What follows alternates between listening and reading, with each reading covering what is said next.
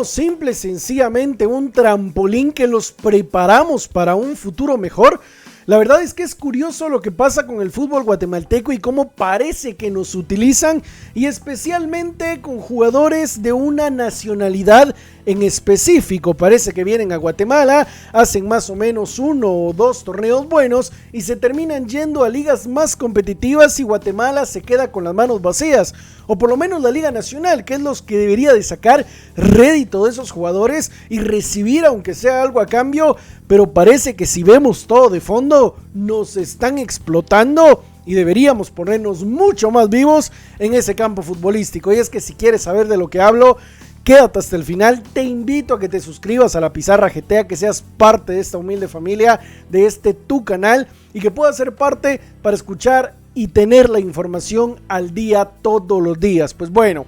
¿de qué hablas, Pizarra? ¿A qué jugadores te refieres? Pues te lo voy a explicar a continuación.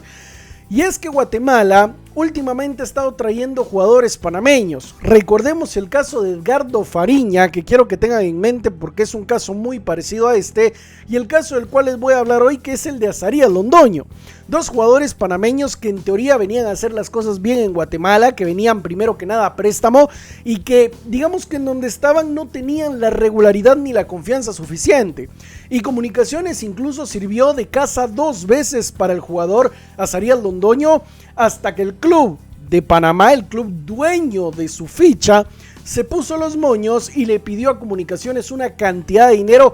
una cantidad de plata totalmente ridícula por el jugador, esperando poderlo vender ahora sí a un fútbol mejor, mientras a Guatemala lo dejan sin nada. Y es que en pantalla, por ejemplo, les dejo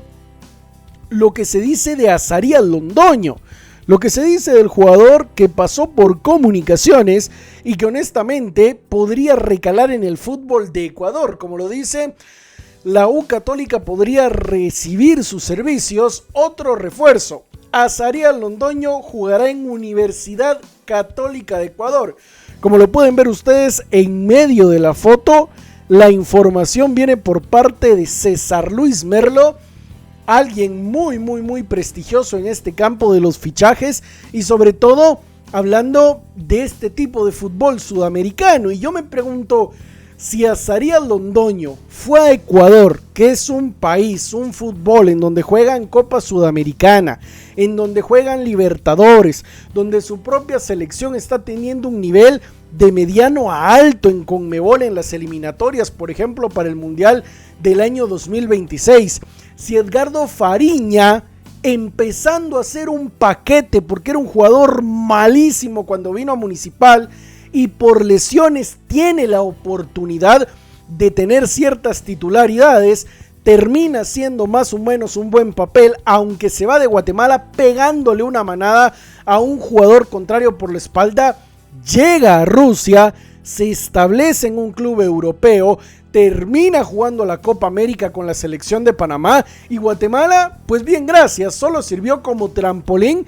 para que estos jugadores pudieran rehacer su carrera, sirvió para que estos jugadores retomaran su nivel, y ahí dejemos a Guatemala, que simple y sencillamente entonces ya no nos sirve. Y es muy curioso que en los dos casos usen el mismo modus operandi para retener a los jugadores. Cuando se acaba la sesión, cuando se acaba el préstamo, vienen los dos clubes de Panamá y dicen: ok, ¿quieres a Edgardo Fariña Municipal y quieres a Azarías Londoño Comunicaciones?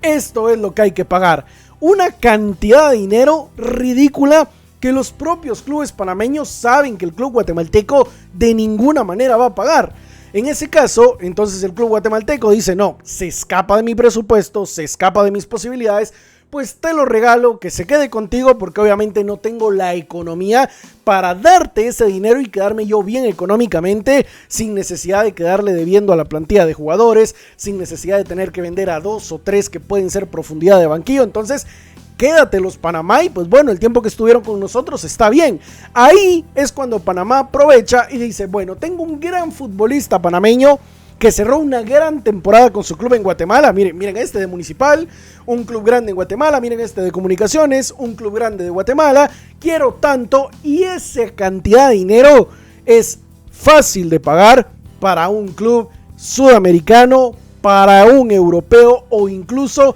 para un club de la liga de la MLS o de México, pero no es fácil para un club de CONCACAF o de Centroamérica. Y así es como Guatemala solo sirve de trampolín, como lastimosamente nos están agarrando de trampolín, y entonces Guatemala solo sirve para que estos jugadores que en su club original no tienen espacio, no tienen ritmo, no tienen confianza, no tienen minutos de fútbol acumulados, vengan a Guatemala a sacar ese tipo de tareas, vengan a Guatemala a sacar ese tipo de chance, como decimos, y entonces ya los jugadores cuando los venden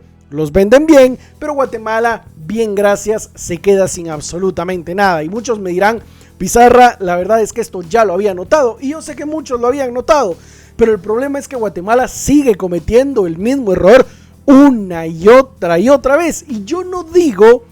que traer panameños al fútbol de Guatemala sea malo, porque de ninguna manera. Es como nicaragüenses, salvadoreños, ticos, hondureños, pueden realmente funcionar en el fútbol chapín, son buenos jugadores, no todos, pero algunos realmente son muy buenos y vienen a Guatemala y eso está bien. El problema es que con esas sesiones de corto a mediano plazo, quien termina siendo beneficiado a largo plazo es el club panameño, que hace que crezca el fútbol de su selección, que hace que crezca la cartera del club y que ganen dinero como nunca antes en la historia del fútbol panameño lo habían ganado. Lastimosamente solo nos ven la cara en ese sentido. Solo nos dicen, bueno, entonces gracias por participar Guatemala, gracias por habernos dado la oportunidad de tener a este jugador dentro de nuestras filas, pero ahora que necesitamos tanto dinero, lo sacamos, a menos que tú tengas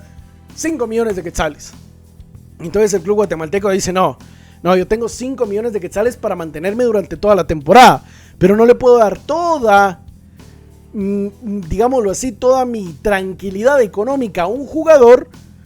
para que realmente, no sé si en algún mediano o largo plazo me funcione la situación. Que haya cerrado bien un torneo no significa que para otro torneo vaya a ser fundamental y brillante, así que obviamente el negocio para los panameños está más que asegurado, está totalmente comprobado, mientras que para los guatemaltecos pues estamos quedándonos sin mucho